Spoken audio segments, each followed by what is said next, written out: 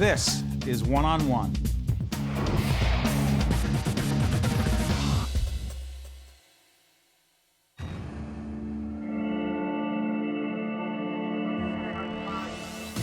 To become a made guy, you have to participate in a murder. You were 100% Italian, and you were sponsored by 2 official members. You qualified, and you had to go in and take this oath that you were never supposed to reveal the secrets of the organization. You can refuse it all you want. If they want you to become a made guy, they're going to force you to become a made guy. It is a lifetime contract. What a great series. The series is called Inside the American Mob, and the co-executive producer is John Marks. He is right here. That series was seen on National Geographic. It is available on iTunes now. And I absolutely, John, will tell you, when I first saw the series, I was, excuse the expression, blown away. Absolutely loved it and wanted to find out who was the guy who put it together. So I want to thank you for being with us. Thanks for having me. What gave you the idea to do this?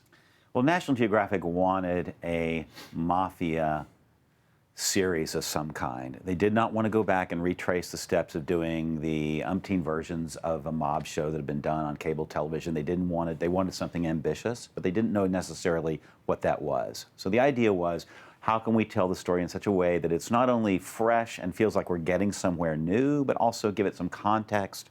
And my thought was, how about some epic sweep? How could we do this in such a way that you could tell the story with a vivid sense of its reality, try to get away from the mythology, but at the same time really make it feel like it was a story that involved real people in real places that had a real impact on this country. Time period.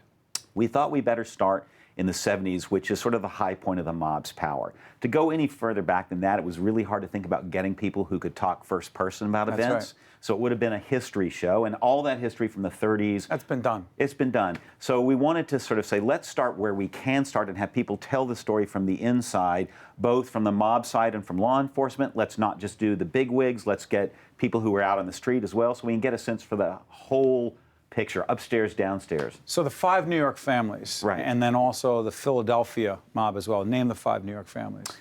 Genovese, Lucchese, Gambino, Bonanno, Colombo. Right, and then the Philadelphia folks with Nicky, little Nicky Scarfo, and those folks down there. So describe who you talk to, because some of the people you talk to, both on the law enforcement side and inside the American mob, or the mafia, if you will. Right. It's amazing the access you got. Go ahead. So we talked to Michael Frances, who was a Colombo captain and one of the biggest earners in the history of the mob. We talked to Joe Pistone, a.k.a. Donnie Brasco, the first FBI agent to infiltrate the mob. We talked to Michael Chertoff, who tried the commission case for Rudy Giuliani. We talked to Mayor Giuliani about his involvement with taking down the mob, an amazing story. We spoke with the guy who wrote the RICO laws originally, and his name all of a sudden is escaping me. Not Kallstrom. Not Kallstrom, no. We talked to James Kallstrom, who was in charge of electronic surveillance from the earliest period. We've let folks know the RICO statutes were written. So interesting. And the RICO statutes have been used for non-mob related cases since then. But I don't want to explain it, the simple version. What was happening was the government was going after folks in the mob, and they were getting folks in the low level. Right. They wanted to get the folks at the highest level, and ultimately what they came up with was a RICO statute that ultimately said, if we could figure out that what you were involved in was part of some larger organized activity, right, then everyone involved in that activity could be pulled in and ultimately prosecuted. That's right. A sort of conspiracy, a larger criminal enterprise to get with the big a pattern guys. of crime, Get criminal the big behavior. guys. Get the big guys. They're at the center of this web. How do you get back to them when they're so well insulated? So this was the idea. These mobsters in the early 70s, they were insulated from any real prosecution. A lot of layers. A lot of layers. And also J. Edgar Hoover famously either believed there was no mob, but more likely simply said, you know what, we're just not going to go after those guys. The other thing was that the FBI agents in that era were not from the background that the guys in the mafia were from. So it was very hard to infiltrate these neighborhoods. And as we have explained in the show, it was very easy to spot agents coming in from the outside. It was very easy to understand in these neighborhoods who's not from here. Let's take another look at the clip. Paula, living in my ear right now, is telling me we got a clip. Inside the American Mob, seen on National Geographic, available right now on iTunes. Let's take a look at another clip. Colombo, as well as the other bosses, they knew they were well insulated. They had all these soldiers and all their underlings to do their criminal bidding, and they were completely untouchable. Omerta has kept this gang hard to infiltrate, so it was almost impossible. But just as there is a new generation inside the mob, second-generation Italians like Michael Francis, there's also a new generation of agents joining the FBI, and they're Italian-American as well. One of them will change history. This guy, Joe Pistone, who's about to go deeper inside the American mob than any FBI agent before him.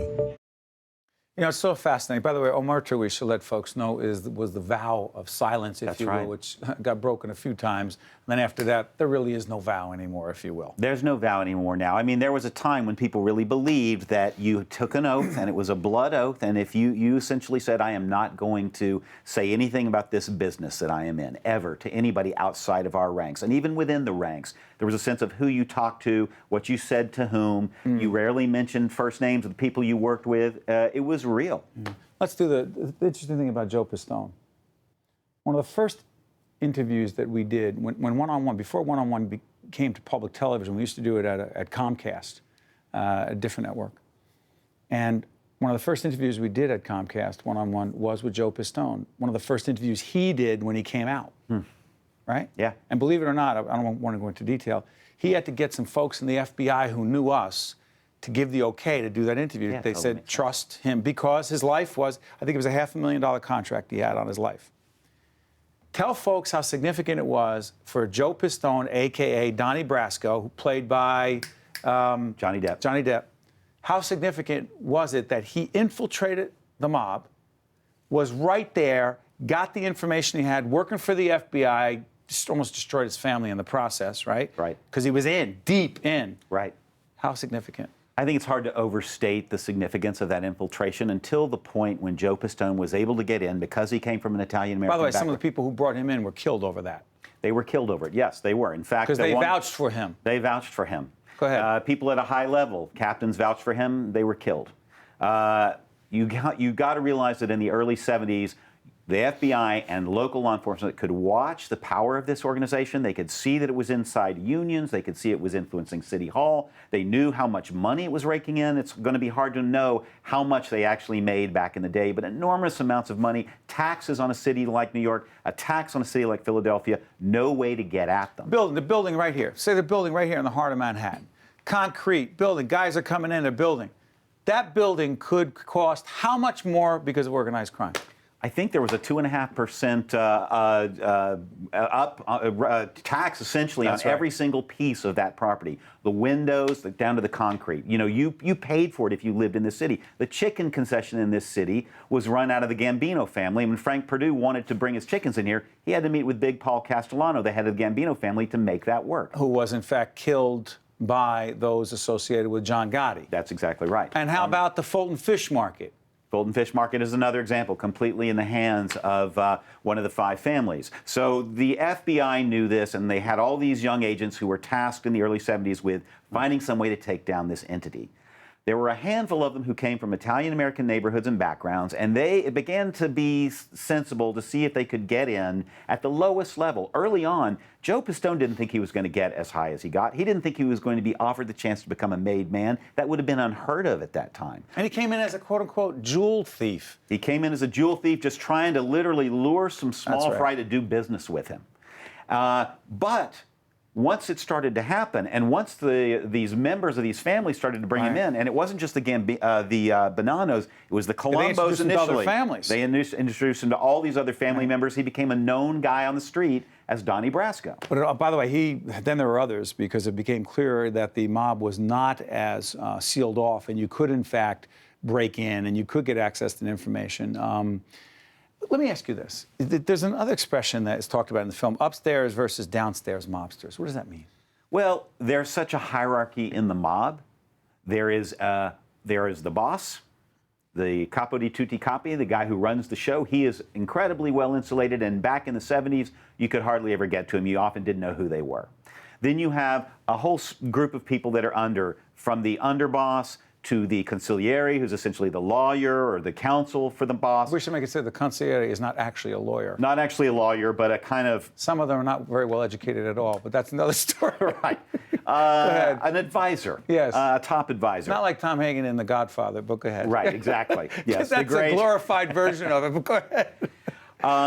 So then you had captains who kind of ran crews of made guys, actual soldiers. All those people are technically in the mafia, and then below them are associates, people who want to be in the mafia. They are wannabes, but they have a chance of joining. Got it. So the question is, who exactly gets to talk to whom, and how high up does anybody see when you're talking from the street level, and how, from on top of things, how well do they understand what's going on down below? So the feeling here was, let's get the associates and the soldiers who did the killings. It was rare for a mob boss, particularly once they were a boss, to get involved with anything like a killing. They were kept well away from most of that stuff. Not always, and on their way up the ladder they might kill somebody. But once they get there, they live in a world of their own. An underboss, gets a little closer to the street. It's all about how close you are to the street, how close you are to actually taking the money, how close are you to bank robberies, how close are you to prostitution, gambling, how close are you to killing. So you have to talk to the soldiers and the associates if you want to get the blow-by-blow descriptions of how that worked. And you also wanted to get a sense for how do those lower-level guys actually see their prospects. The other thing, real quick, in the few seconds we have left, what this documentary also does, a series on National Geographic also does, it also shows the demise of organized crime. It does. Organized crime is not completely gone. Nobody we talk to would say that the mafia is completely dead, but it is mostly beaten, and it's a pale shadow of what it used to be. Largely because the government has found a way. The government focused enormous resources on this entity from the 1980s on and essentially took it down. Fascinating stuff. John Marks, co-executive producer, Inside the American Mob, 1970 to 2011. Essentially. Well, 2003 is the takedown of the boss of the Bonanno family. Listen, it's available on iTunes. I want to thank you so much. It was fascinating for me, and it will be for the rest of you. Good stuff. Great. Thanks for having me. This is great. Yeah. I'll tell you. Yeah. What's so interesting to me is that One-on-One with Steve Adubato has been a production of the Caucus Educational Corporation, celebrating 25 years of broadcast excellence in partnership with St. Joseph's Healthcare System. This special edition of One-on-One with Steve Adubato is brought to you from the Tisch WNET studios at Lincoln Center. Funding has been provided by Hackensack University Health Network, County College of Morris, PSE&G, MD Advantage Insurance Company of New Jersey, Wells Fargo, Celgene Corporation, and by Kessler Foundation. Transportation provided by Airbrook Limousine, serving the metropolitan New York, New Jersey area.